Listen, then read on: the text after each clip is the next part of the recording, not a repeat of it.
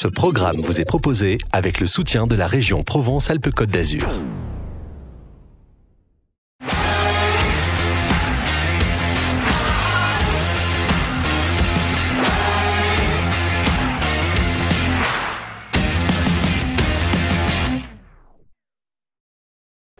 Raymond Vidil, bonjour. Bonjour. Alors on va rejouer l'année prochaine en 2018, Marseille, capitale européenne de la culture. C'est vous le grand patron de cette nouvelle initiative. C'est la suite de la belle histoire d'amour entre Marseille et la culture. On ne peut pas être capitale une fois, tourner la page et oublier cette haute distinction. C'est un peu dans le caractère des Provençaux de briller une fois et puis d'avoir tendance à un oubli, un défaut de mémoire. Donc voilà, on est quelques-uns à s'être dit, mais enfin c'est pas possible, on ne va pas ne pas être capable de proposer une réplique au moins 5 ans après. Voilà, c'est comme ça qu'est née cette idée de 2018 et nous l'avons réalisée en un groupe de chefs d'entreprise en alliance avec les acteurs culturels. Alors vous n'allez pas faire exactement la même chose qu'en 2013, donc quelles vont être les grandes lignes de 2018 ? On a quand même considéré que l'héritage de 2013 était très puissant et qu'il fallait être fidèle.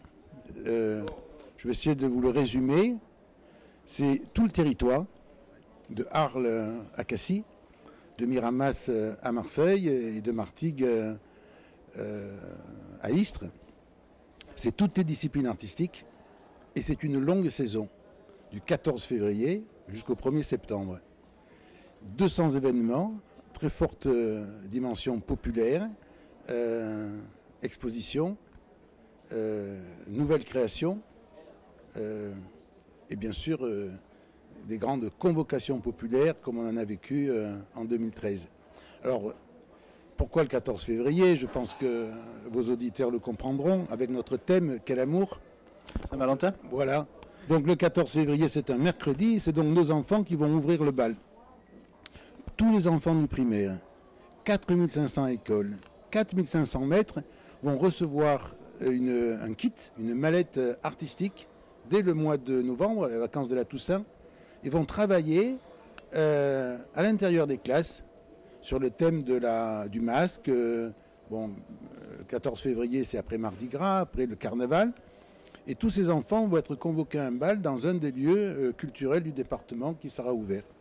Mais la convocation du public, c'est le week-end, c'est le 17 février. Voilà, donc vous êtes convoqués le 17 février à 19h pour une première mondiale. Chacun se rappelle avec émotion le baiser de Douaneau, le baiser de l'hôtel de ville. Le défi, c'est d'en faire le plus grand du monde. Le baiser en grand format, devant sa mairie, avec un mapping immédiat, en instantané, avec d'autres capitales européennes de la culture qui feront la même chose que nous. Alors, la capitale européenne de la culture, c'était les chefs d'entreprise qui l'avaient lancé et soutenu. Ça avait été très relayé par les collectivités. Là, ça va être le même système, le même fonctionnement économique, où là, vraiment, on est sur une manifestation qui est avant tout poussée par les chefs d'entreprise. Le défi qu'on s'est fixé et que nous avons proposé aux collectivités, c'est de financer le budget moitié par les collectivités et moitié par le mécénat. Il faut le dire que les collectivités ont été très réactives à notre initiative. La région, le département, l'État, la ville de Marseille, toutes les autres villes du département sont venues abonder pour atteindre la moitié du budget de 2018. Le geste symbolique de leur décision, ça a été de nous accorder la dévolution du solde positif de 2013. Ils auraient pu imaginer se le partager en fonction de la part de chaque donateur. À l'unanimité, ils ont décidé de le donner à MP 2018. Puis la raison de ma présence ici aujourd'hui au Forum des entrepreneurs, c'est de rencontrer les PME. Aujourd'hui, nous lançons notre campagne mécénat supporter. Ce sont des mécénats, des tickets qui partent de 5 000 €, qui vont jusqu'à 40 000 €, avec des contreparties formidables pour les entreprises, une visibilité, l'utilisation d'un logo, une déclaration d'amour de l'entreprise à son territoire, à son métier, pourquoi pas à ses salariés ou à son produit, et des places des billetteries pour tous les événements qui vont faire le calendrier des 7 mois de 2018. On peut déjà, je suppose, découvrir un petit peu ce que ça va être sur un site internet. Ah ben bien sûr, notre site est ouvert à tous, on peut recevoir la newsletter et puis on peut se manifester auprès de MP 2018 pour manifester son intérêt pour ce mécénat.